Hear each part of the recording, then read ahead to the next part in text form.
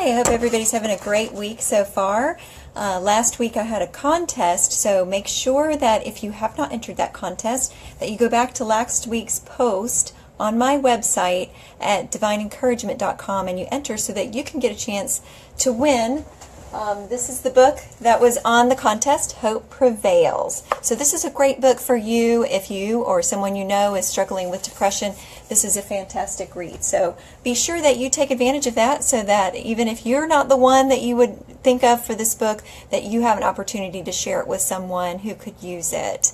For today, we're going to talk about how to keep cool. Everybody wants to keep cool during the summer. It gets so hot outside, not just in Florida, but everywhere gets hot. We're all searching for a way to stay comfortable. There are even more important reasons to stay cool than our own comfort. There are some symptoms that are very prickly and can be deadly. With heat exhaustion, you can get muscle cramps, you can get rashes, dizziness. Some people even experience blood pooling in their ankles. Those are all very uncomfortable, but if the heat exhaustion, overheating escalates, we can even face the risk of heat stroke, and nobody wants to go through that or see their loved ones go through that. So today, I'm going to offer you some ways to stay comfy and to stay safe this summer. So in order to stay cool, there are a few things that you need to know. We have what's called pressure points, points that are going to deliver the cooling effect most rapidly to the rest of your body, and that would include your wrists and right here on your neck, right behind where your ears are, and behind the back of your neck and your forehead. Those would be the primary places that you want to cool off first if you start to experience any of these heat exhaustion symptoms.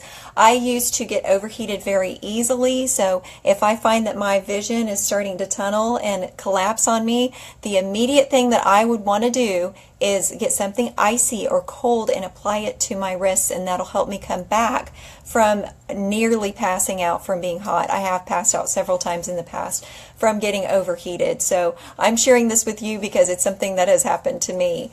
Some things that you want to do that you could keep with you if you know you're going to be someplace that's going to be very hot. First of all, plenty of water, as I've mentioned several times during this series.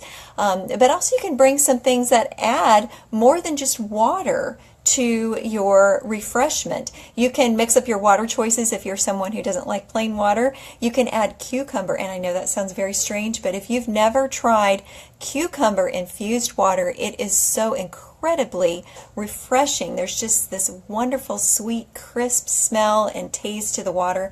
You would not believe how refreshing that is. Also, you can add fruit to your water and infuse a little flavor naturally without adding any sugar. Watermelon has some excellent benefits with potassium, and it's extremely hydrating. So you get more than one benefit if you bring along fresh watermelon, and if you freeze it ahead of time, then you get it to be extra cool, and it cools you off very quickly to eat frozen fruit. So that's something you might want to carry with you in a cooler if you're going someplace like a theme park, or just go for a hike or walk along the river and you know it's going to be hot. Take some of those things with you. Another thing you can do if you're going to be working in the yard is take a tube sock, fill it with dry rice, and freeze it.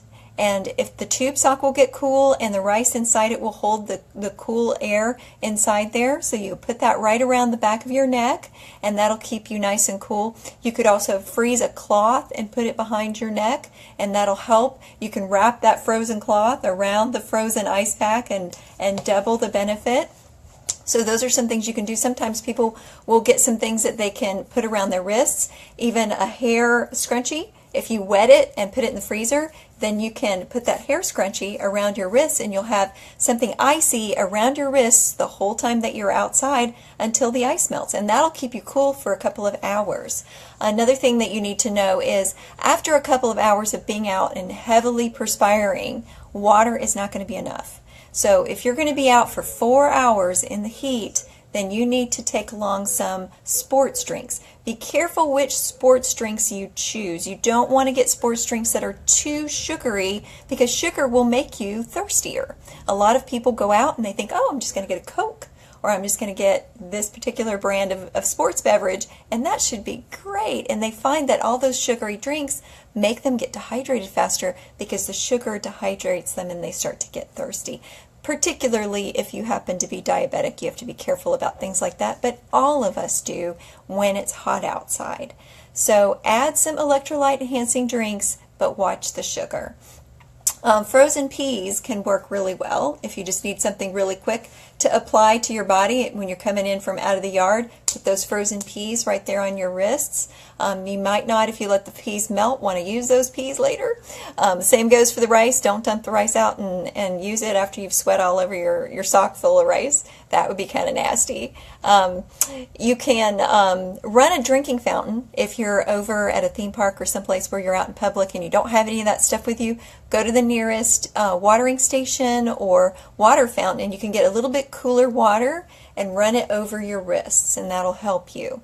When you get home, you can also soak your feet in some cool water. If you don't happen to have a pool or a river nearby, your feet will also be one of the first ways that you can cool the body off. So if you don't plan to go swimming, you can at least dip your feet in the water, and that will cool you off very quickly. If you have time before you head out, you can make a combination of aloe, fresh real aloe, and water and put it in a spritzer.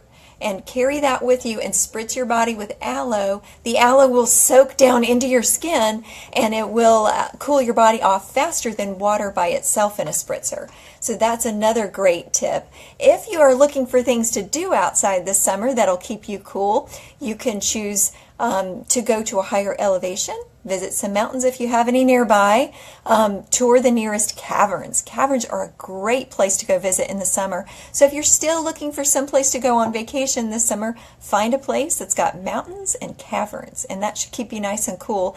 A local river, though, even in Florida, we have rivers that are fed by cool natural springs. So the Itchnatucknee River would be a great example in Florida.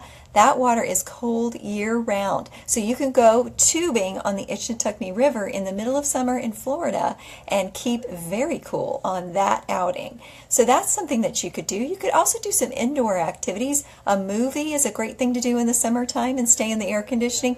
Visit all the local museums. Great thing to do. It'll give you just a little time to walk around outside in the sun without getting overheated, but you can go visit all those works of art and learn some things too while you're out during the summer.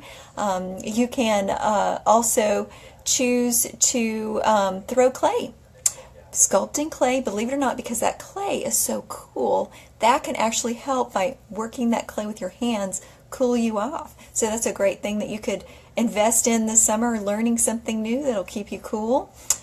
Keep some healthy fruit-free snacks in your freezer at home. There's some really fun recipes right now on Pinterest for pineapple whip or strawberry smoothies or blueberry parfaits. So you can get all the wonderful benefits of fresh fruit, and you can make most of these snacks without adding any white sugars. You can make them with, if you want to add stevia or honey, or just use that natural, wonderful fruit flavor and make this whip together of the frozen fruit with some coconut milk and whip it together with a little stevia or honey or agave syrup so that you don't add any sugar. And that's a great snack to have at the end of a day when you've been outside all day.